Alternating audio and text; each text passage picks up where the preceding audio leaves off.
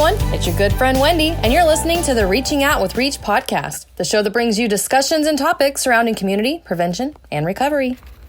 On today's episode, we're going to talk about seasonal affective disorder. What is it, and what can you do about it? Listen in as our very own Elissa gives great insight and ways to help. Happy New Year, everyone, and welcome to the January podcast for Reach Council. I hope everyone is staying warm as the cold weather blows in and the holiday season starts coming to an end. People start dealing with some mental health issues that we're going to talk about today. Slipping into a depression during the winter months is a lot more common than people think and is typically diagnosed as seasonal affective disorder, or SAD. Some people refer to it as seasonal depression. Some people call it the winter blues. But it is more serious than just the winter blues. It is a form of depression that typically occurs in the colder months. Sometimes it can be reversed and happen in the spring or summer, but it is most commonly experienced in the colder months of fall and winter.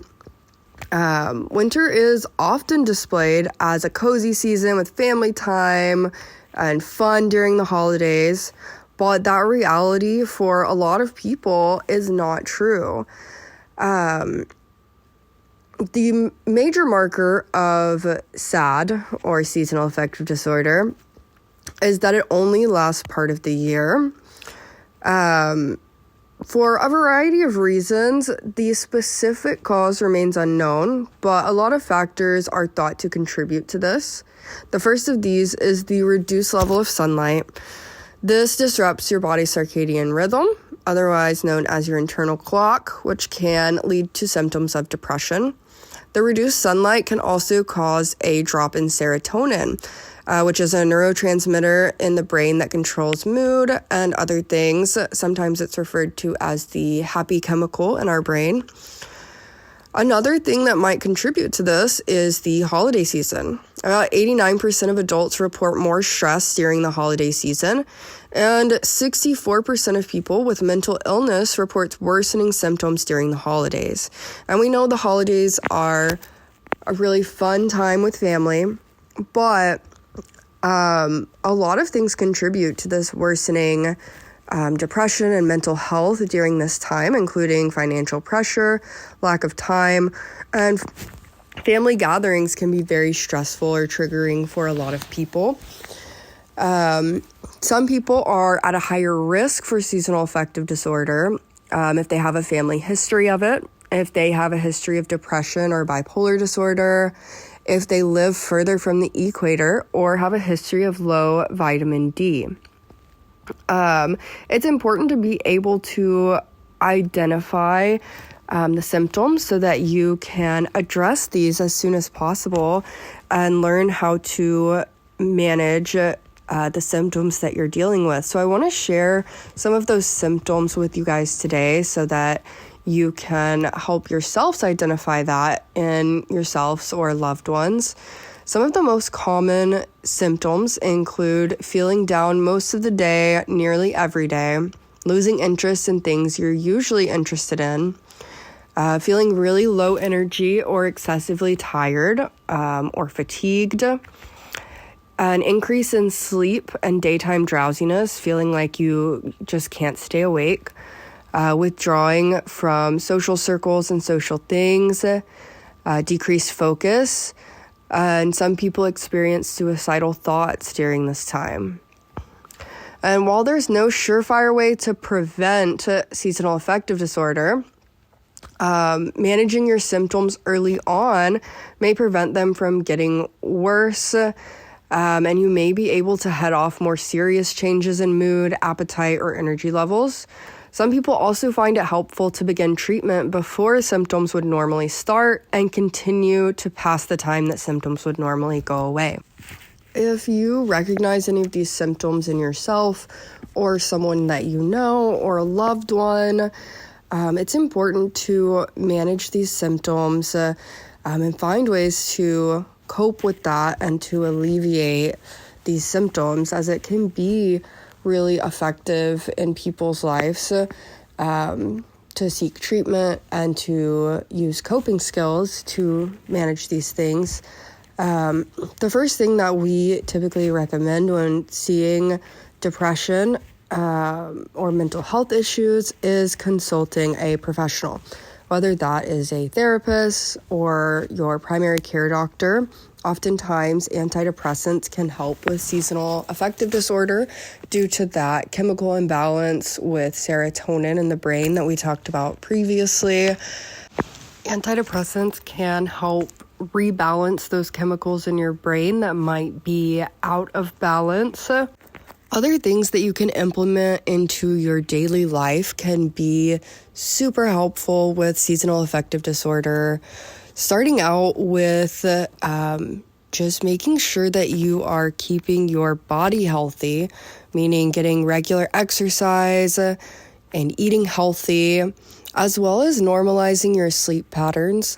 This can help with the circadian rhythm being out of balance due to the change in the amount of sunlight. But all in all, having a healthy body helps us have a healthier mind.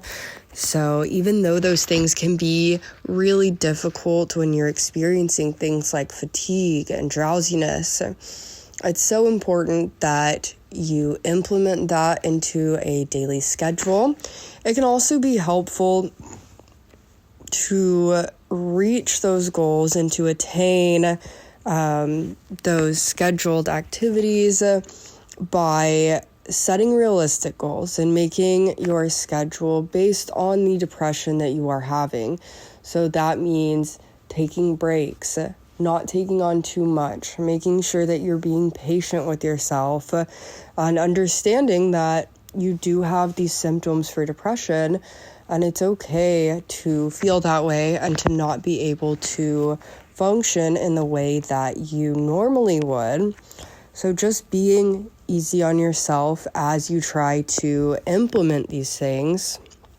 The next thing is to try to be with other people. Try to confide in someone who supports you and loves you, ideally, or it can be a therapist or a professional.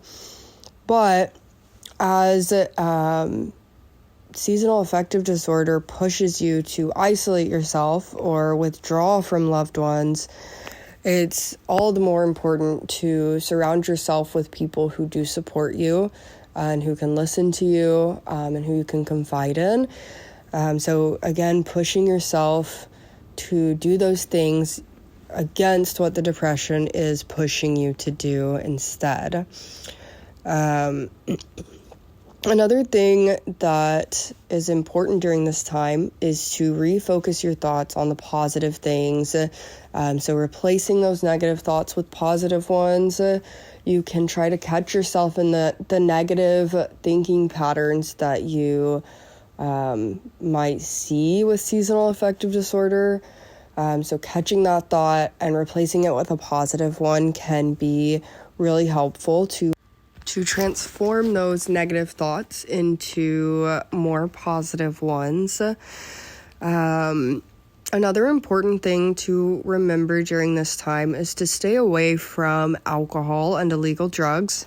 These things increase depression, and people who struggle with substance use disorders also can be more affected by seasonal affective disorder. So just keeping that in mind for this season, that you may be more affected by things that could increase depression, and that includes alcohol and illegal drugs. So very important to stay away from those things to keep your mental health at a stable level. We want to make sure that we're doing things that take care of our bodies and to take care of ourselves. And alcohol and illegal drugs tend to do the opposite of that, because our main focus during this time should be thinking about ourselves and the ways that we can help ourselves get through the mental health struggle that we are dealing with.